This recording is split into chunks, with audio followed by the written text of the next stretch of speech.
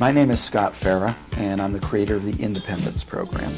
If you learn more about our program at independenceprogram.training. I'm going to talk to you about what most people consider a boring thing, but is the most important thing about business: money. If you don't understand the money that's coming in and out of your business, you're going to fail. So, what is money in your business? I'm going to give you a couple of examples, and then we're going to go back and I'm going to talk about analytics. Okay? So, I had one person, his name was Mark. This is many years ago. He had a small logging company. Now, Mark had a secretary/bookkeeper. And Mark didn't know anything about reading books. So this secretary bookkeeper managed to steal $50,000 from Mark in a matter of a few months, and he almost went out of business.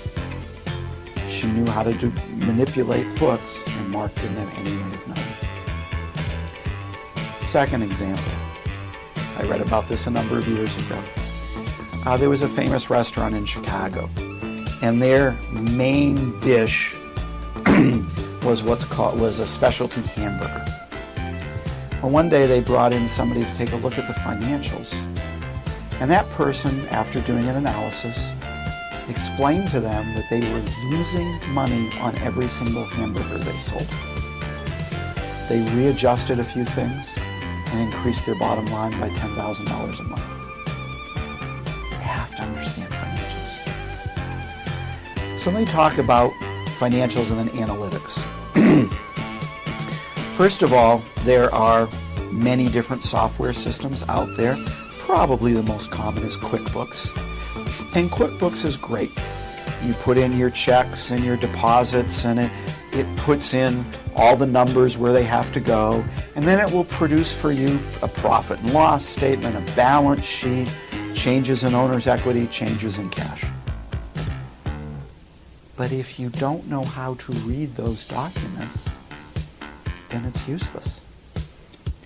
So, for example, let's say you own a retail store. If you know how to do analytics and know how to read the books, you can determine which is the most profitable and which is the least profitable item in your store. In fact, there are probably items in your store that are losing you money, okay? But you have no way of knowing. With analytics, you can take a look at the employees. You can see which employee is most valuable, which is not. As an example, I had an automotive shop. They had 6 bays, and they did analytics on their employees and the mechanics. It turned out that one of the mechanics was losing them money. I recommended that they fire them, and they did. So analytics allows you to look at employees. It allows you to see loss.